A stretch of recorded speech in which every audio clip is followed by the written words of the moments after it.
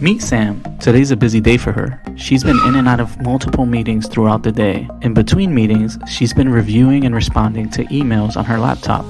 One email, appearing to be from Information Technology Services, prompted her to verify the strength of her company password within the next 24 hours to avoid being immediately locked out of her account. The email contained a link that directed Sam to an ITS-branded webpage with a form to enter her email address and password. To double-check the strength of her company password, Sam proceeds to fill out and submit the form. She is then redirected to a strange website. Her next meeting begins and she forgets about the message.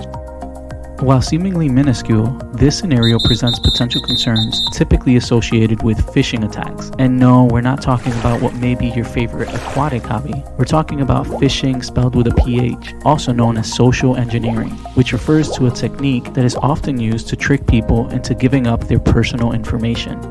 Such scams typically involve fraudulent email messages that appear to have come from valid sources. However, a closer look would reveal that such emails often direct receivers to fake websites, which are sometimes set up to mimic popular real sites.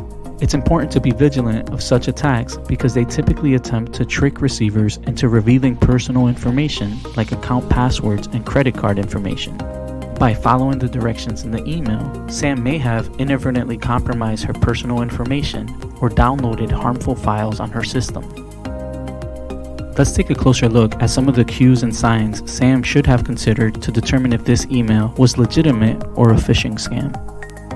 One of the things that Sam should have remembered is that UConn or UConn Health will never ask for someone's password via email or request that they go to a website to verify their password. Password strength is evaluated at password creation, not retroactively once it's already created. Such requests are almost certainly a scam. Another cue to look out for is the use of scare tactics and urgent requests. Phishing attacks are known for attempting to induce panic in the receiver and cause the person to act without verifying the legitimacy of the claim or the request. By slowing down and more closely reviewing the email, Sam may have spotted some of the potential warning signs. Because the actual destination of hyperlinks can be hidden behind spoofed link text, Sam should have carefully scrutinized the actual URL address instead of clicking on the link in the email. Other warning signs include things like bad spelling or grammar. Also, look out for mismatched email address information. Remember to check the sender's name to view the actual reply to email address. Also, look at the signature line. Generic signature lines can be a red flag. Sam could have checked if the message had an official UConn Health or UConn signature to indicate that the message was from a trustworthy sender. Also, be cautious about unexpected requests regarding personal information. Always be suspicious of any unsolicited communication or requests from contacts you did not initiate. While not contained in every phishing email, these warning signs may serve as possible red flags. Remember, if something seems unusual about a message, slow down and assess the situation. Let's take a moment to put ourselves in Sam's shoes. What steps could we have taken to handle this situation differently?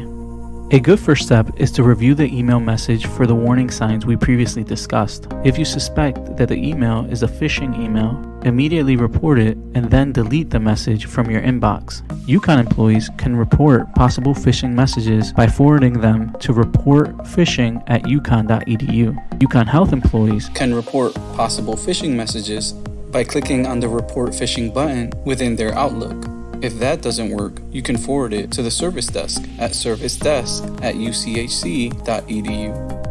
If you've clicked on a link in a phishing email or given your personal account login or personal information, be sure to take the following steps immediately.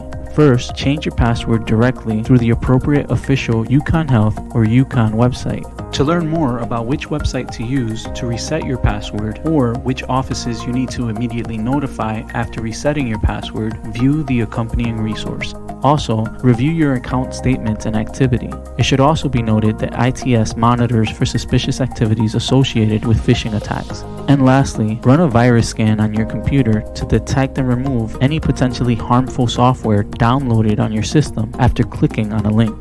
Be sure to review the accompanying resource for additional guidance related to this topic.